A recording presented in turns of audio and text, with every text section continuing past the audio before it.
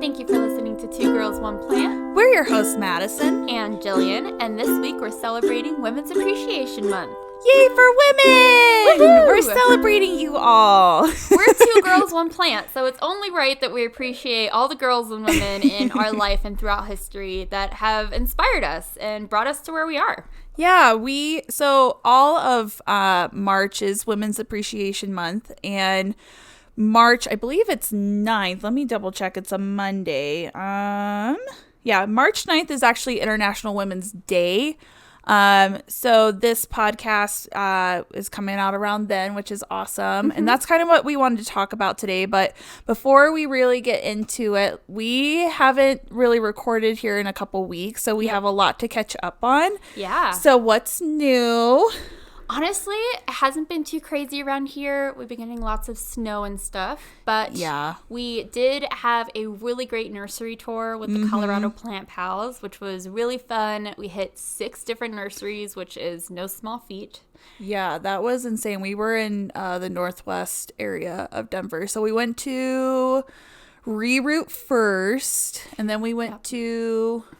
Reroute Tiger Lily Goods. Which was adorable, and super she had donuts. cute. So yeah, she obviously was a favorite. So nice. You guys have to hit that place up. Nisi is the nicest person. And then we went to the Terrarium shop. Yep. Which I think was Madison's favorite. Oh She's my obsessed.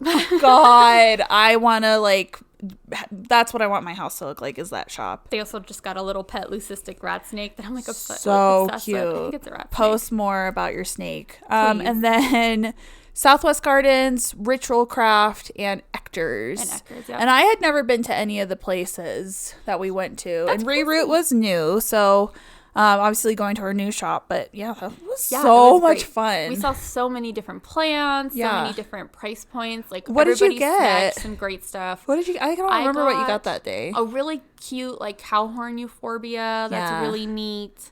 I got an oxalis that was a gift from Angela, which was super duper sweet. And I also got what I think is an aloe. It might be a haworthia. That was a gift from Ellen. Oh, I know. I got so many plants just given to me. And then I got one other plant that isn't coming to me right now, but I feel like I bought one other thing.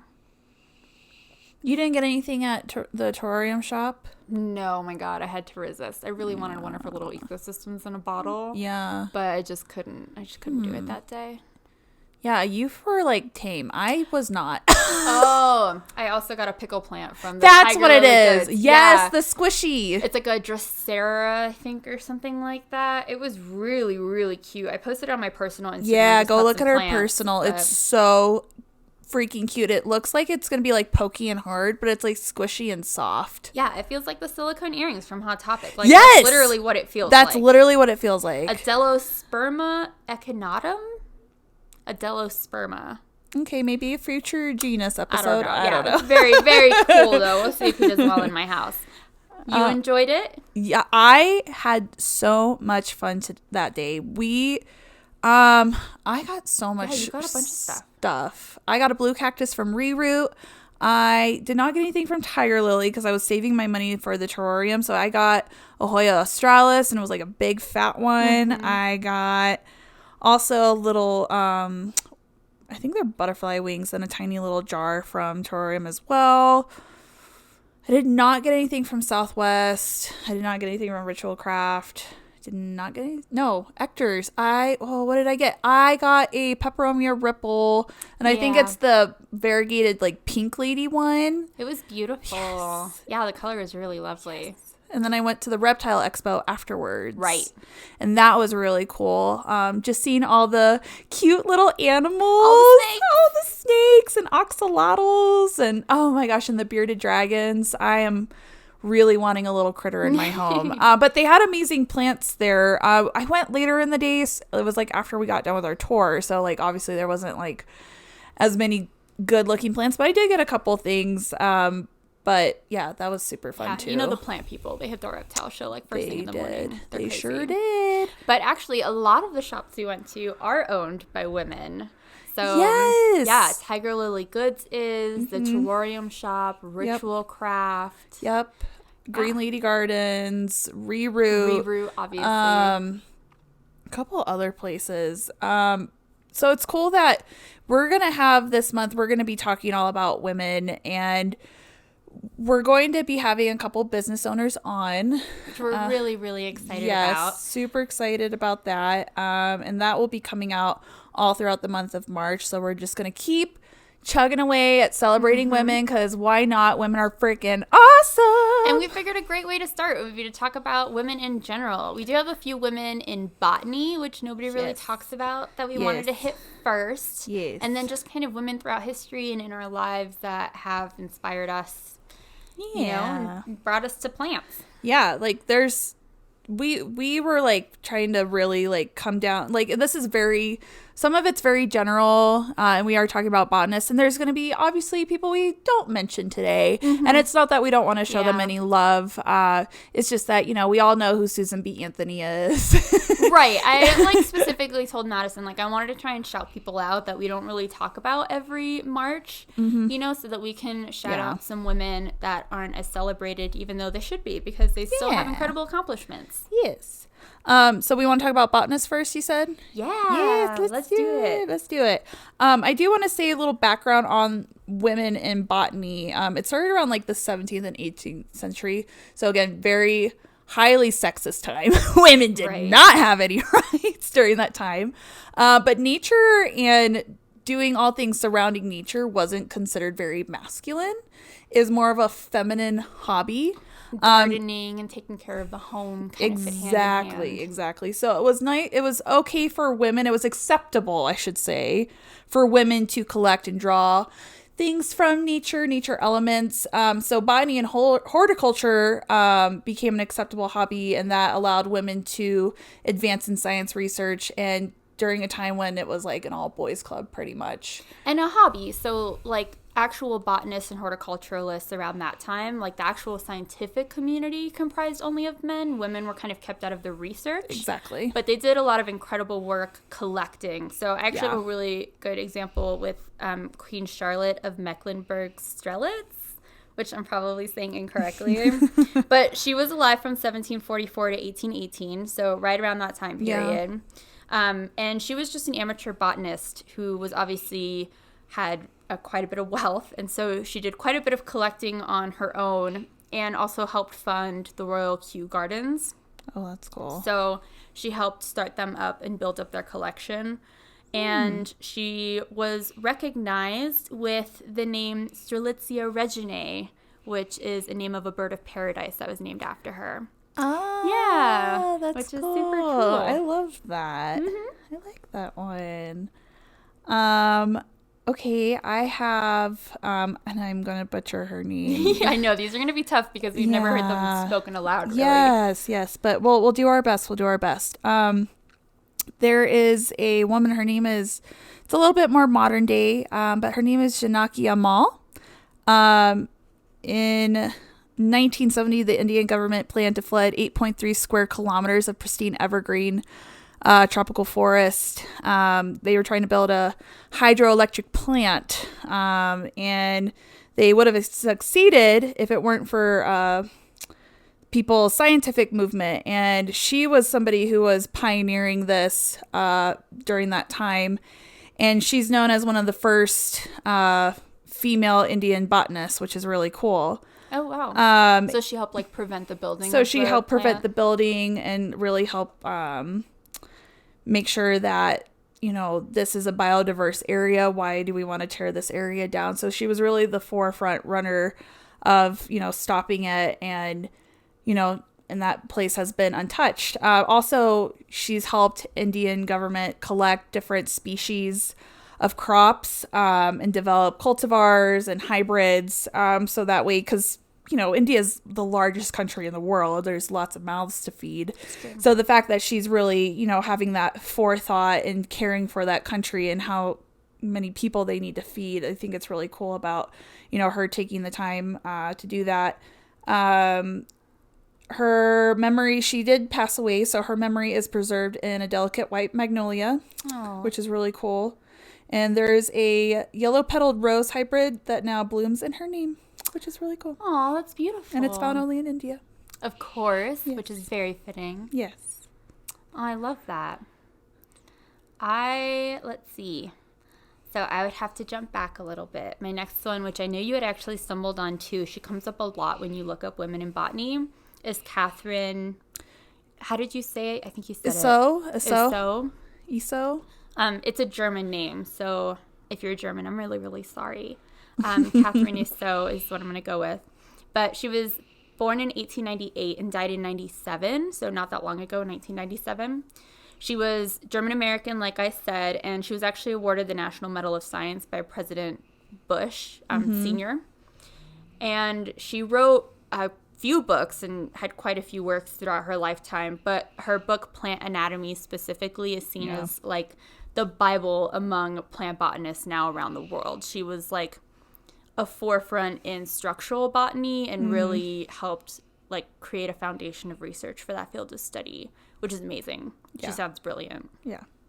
That's pretty awesome. Yeah, and that's like a book too. Like, Plant Anatomy is like the book that like everybody gets pretty much when they're like studying in university. It's a textbook everybody has to have. Yep.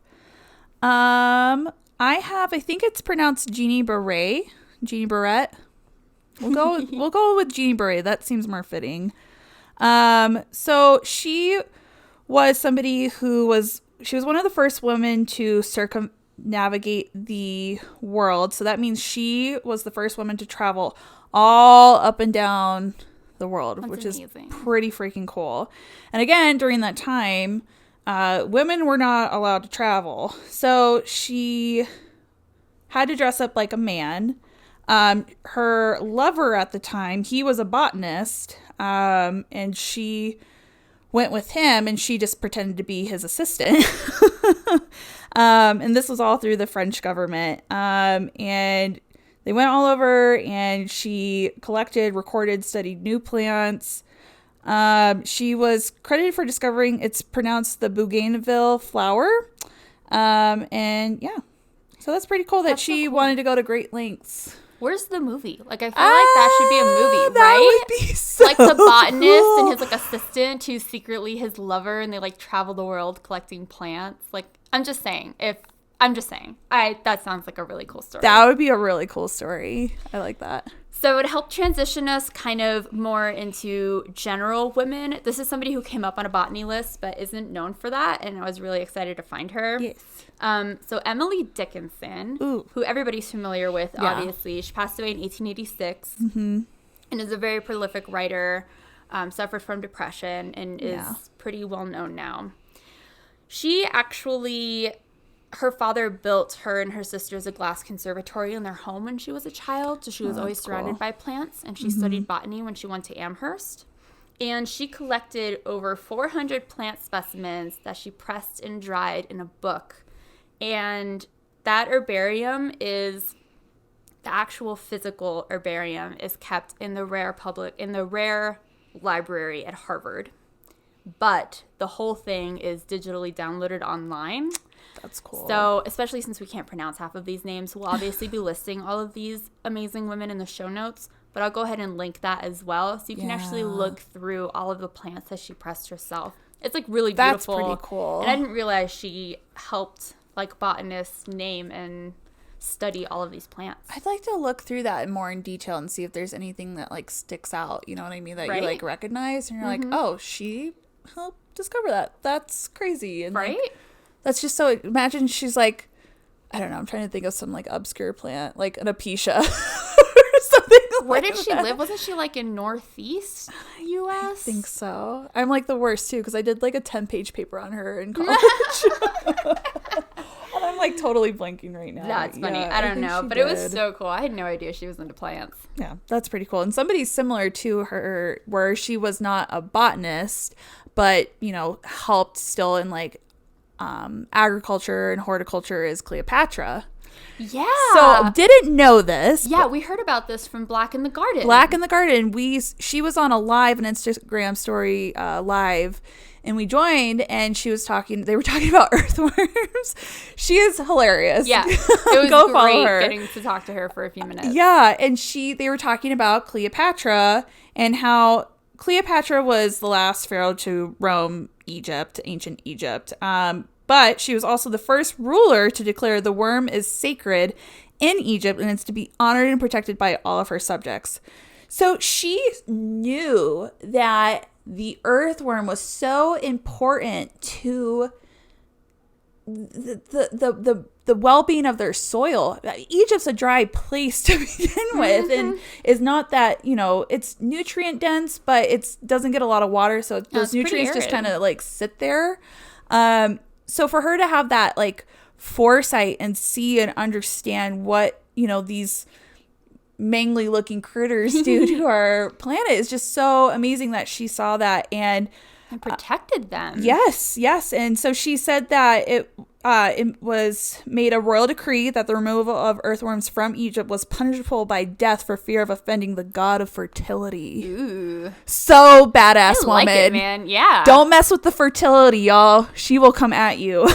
No, man. Cleopatra wasn't fucking around. Gotta protect the earthworms. So freaking cool. Makes me think of Godzilla. I talked about that the other day with Matthew Broderick. I watched that again last night. I have a problem. Oh my gosh. Who else do you have? Let's see. So for more general women, I ended up looking up Sarah Breedlove, who some people might recognize. She was alive between 1867 and 1919. But right around, when businesses were really taking off in America, she ended up being the first self-made female millionaire in America. So she started the Madam C.J. Walker Company, which was a line of African-American hair care products. And I'll say African-American because that's the preferred term at the time. That was really what they used. But it was incredibly successful. They were great products that women loved.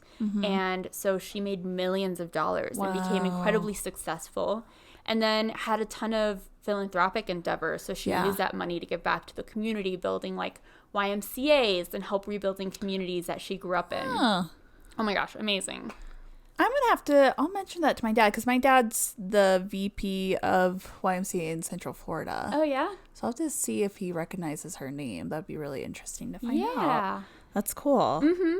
I have somebody who's very general and very, very important to me is Margaret Sanger. So she founded Planned Parenthood.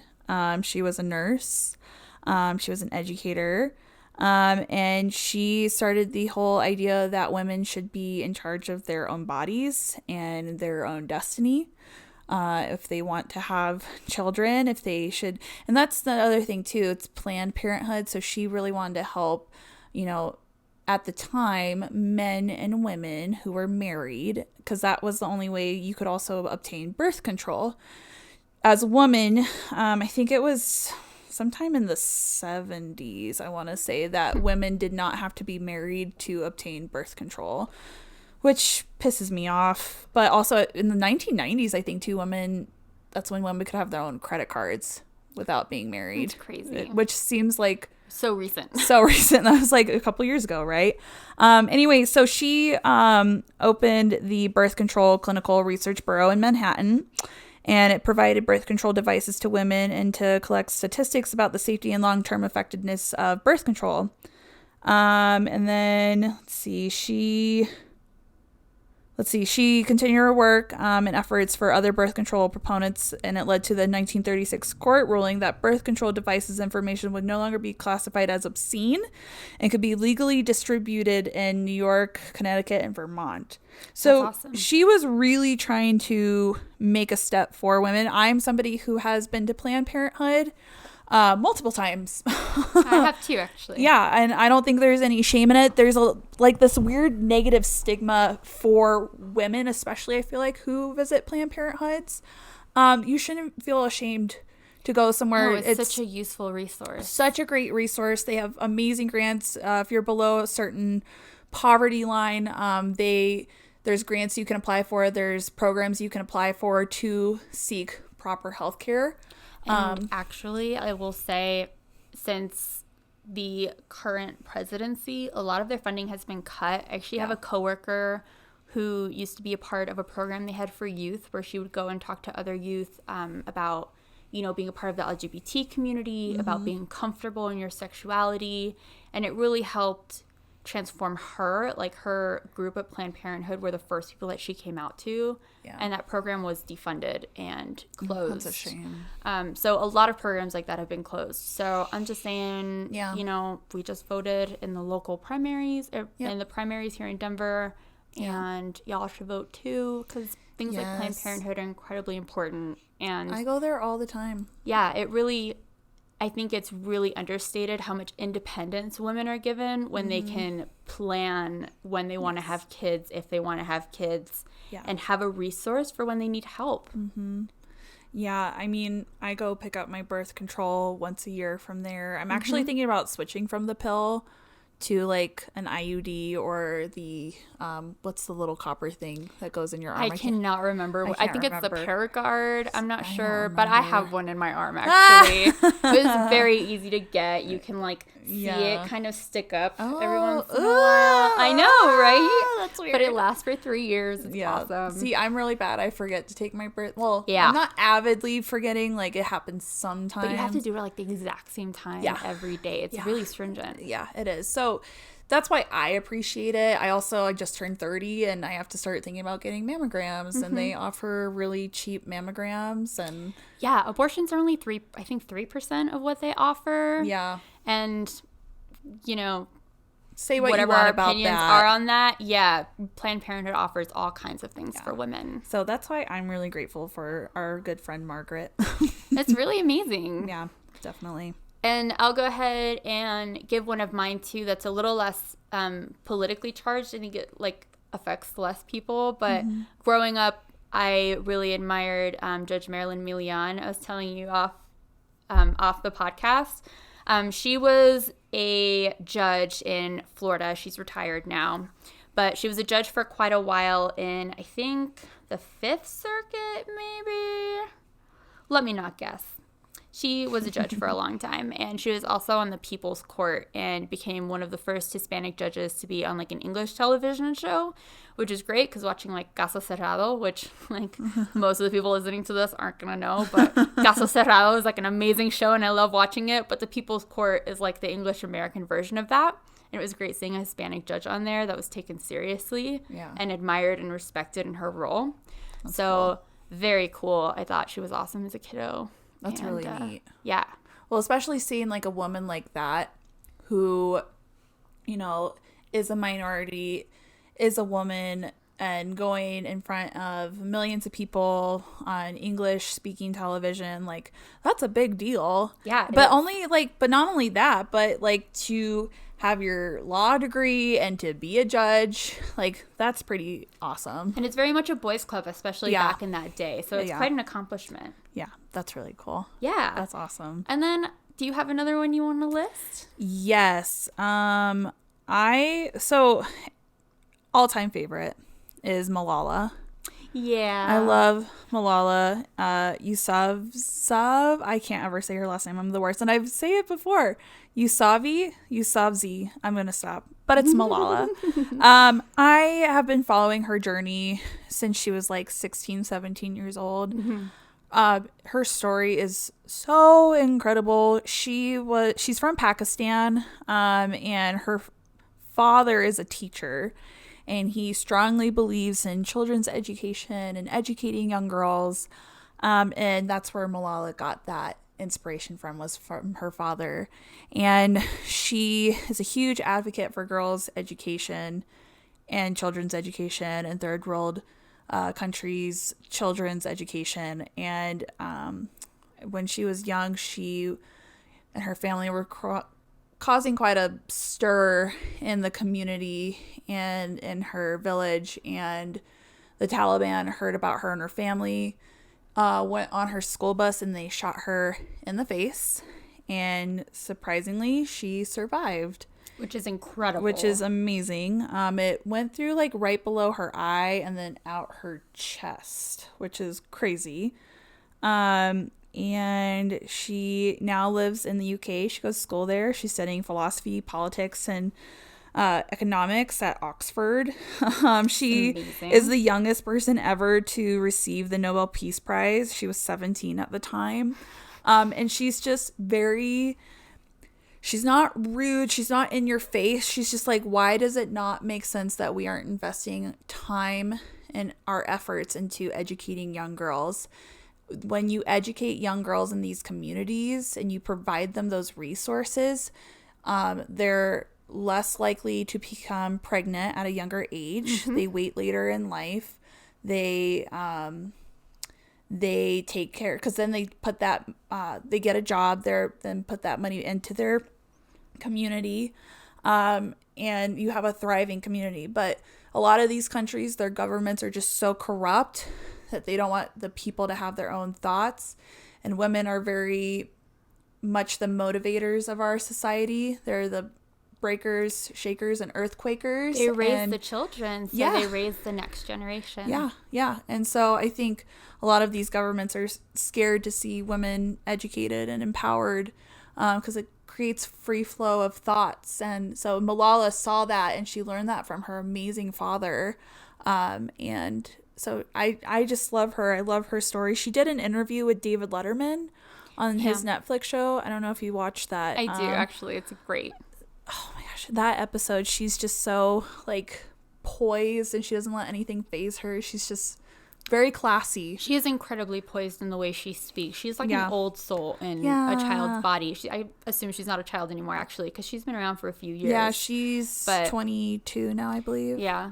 But she's always been an incredible speaker. Yeah. And she's fighting for education, which you would think should be universal. Yep. I agree. So many amazing women. Yes. And actually, some of you recommended a few women as well that inspire you, that I definitely wanted to touch on. And our first suggestion was for Georgia O'Keeffe. Mm-hmm. And this one was submitted by Wandering Fern, her name's Fernanda, and she's a local artist here in Denver. Mm-hmm. And that's fitting because Georgia O'Keeffe was an incredible artist. Mm-hmm. Yep, she was known for her paintings of like the large flowers and skyscrapers of like New York City, New Mexico landscapes. She's also known as the mother of American modernism. Mm-hmm. And if you look, if you just Google her name, a lot of her paintings you will recognize. You're like, okay, Georgia O'Keeffe. Like, yeah, you've been very clean about this. But she's known for vagina flowers. Yeah, that's what she's known for. Vagina flowers. Yep, Google vagina flowers. No, wait, don't do that. Please don't do that. But she did draw. She painted quite a few flowers, famously, that are reminiscent of vaginas. But she has a lot of really incredible work outside of that. Yeah. So yeah, definitely amazing. We also had Hive Noise, who suggested Jenna Marbles. Hell yeah! Of course, we mentioned before, because her plant tour video inspired a lot of us to follow a bunch of other plant YouTubers. And so true. In general, she's just been a part of our lives for like years. Everybody that's watched YouTube for years and years and years. Yeah, I love Jenna. She's probably my all-time favorite. Yeah. She's also like, she's classy, but she's also ratchet. Like, it's true though. She's so sincere too. Like, she's so herself. Well, she's very educated. She has her master's in sports psychology.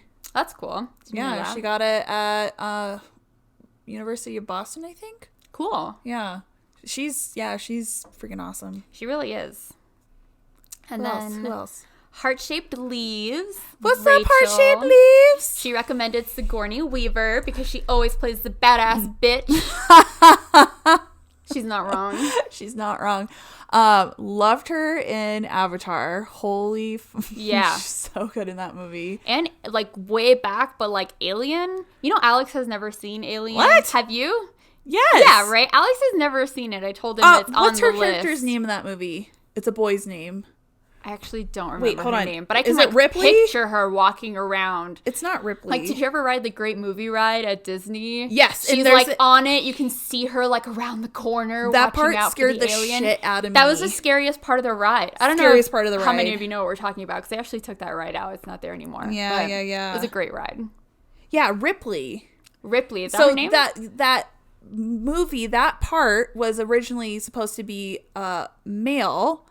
And they instead were like, you know what, it would be way more badass to have a woman, and they didn't change the name because they wanted the audience to be like, well, isn't that like a male name, but it's a female?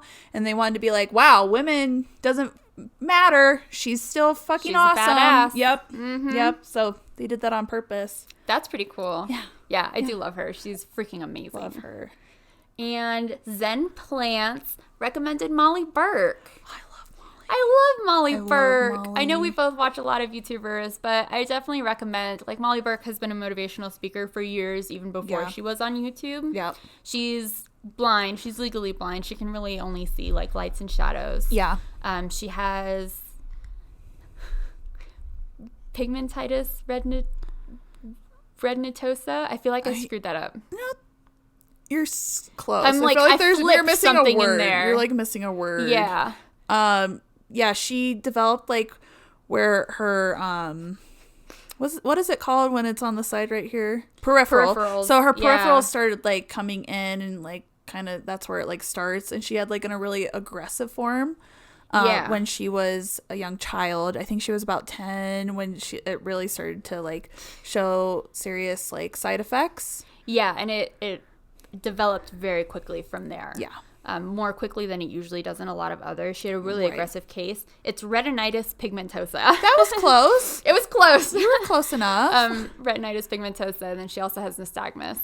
Yeah. But she's a really fantastic YouTuber. Yes. She uses it as a platform to educate others about the blind community and what it's like to be blind, which is awesome for somebody who's sighted and can never really understand that experience. Like, I don't really know anybody who's blind and have never really had to struggle in that way. So I love watching her videos. I love her dog Gallop. Yes, Gallop's amazing. I think she does a lot of awesome things for the community. Yeah, she does a lot of great things for the community, but she also does a lot of really great things too for like the more disabled community. Yeah. She can be that voice for people and realize like, hey, I'm blind, but imagine if this was like a deaf person. Imagine somebody with who is mute, who maybe doesn't have their limbs. Like, she's very aware. She's very aware of that. And she went to, there was an episode where she went to like I think it was like a coffee shop, little like cafe, and the manager and a lot of the employees were disabled folks, and she talks about it. She gets very emotional in the video because she's like, I wish I had an opportunity like this when I was younger to work at a place like this. It's a really good video. We should link it. Oh, that's amazing. Yeah, I would want to watch that. I don't know if I've seen that episode. Oh, it's so good. But I know she's done, she did like a partnership with Samsung to help make their new technology a little more accessible. She did an event with Herbal Essence, who recently made their bottles more accessible. Something you don't really think about. But, she's worked with Dove. They put something physical on the bottle so you know which one's shampoo and which one's conditioner. That's so you can take a shower by yourself. Like, just the little things, to make your life easier. Yeah. So she definitely works towards those things, which is really awesome. Yeah, definitely. Yeah, she does a lot of good. I listened to her audiobook. It was actually really good. I am dying to listen to it. Oh my gosh, that'd be really fun. Yeah, it's pretty neat. I liked it. That's cool. Yeah. Cool. So she's definitely pretty neat, and I think fits on our long list of really amazing women. Yes, absolutely. There's so many people we didn't talk about, but these are just ones who inspire us, some people who might not be so well known. So it was really fun kind of learning too. Like, this is an opportunity for us to do like our own little research. A lot of these women we had never heard of, and we're like, exactly. Wow, there's even more women in botany itself who made a huge impact. So it's just and botany cool. and horticulture that just don't get their name thrown out there very much, that we just don't know about. So absolutely. Yeah, it was definitely pretty cool, and we hope y'all enjoyed it. Yeah. We will be featuring a couple of other incredible women this month that really inspire us, and we're really excited for you to hear those episodes. Yeah, thanks for listening. Go follow us. It's 2 Girls 1 Plant Podcast on Instagram. Go follow our personals. We'll link it down below. We're on YouTube now. Yay, Woo-hoo! YouTube! And we're all on streaming platforms, which is really exciting. So exciting. Finally figured it out. Yeah, so you can listen to us on anything: Apple Podcasts, Spotify, Stitcher. You name it, we're on it. What's up? You can find us on Grindr. That's pending. Cool. Well, thanks so much for listening, and we'll talk to you guys next week. Yeah, we'll see you then. Bye.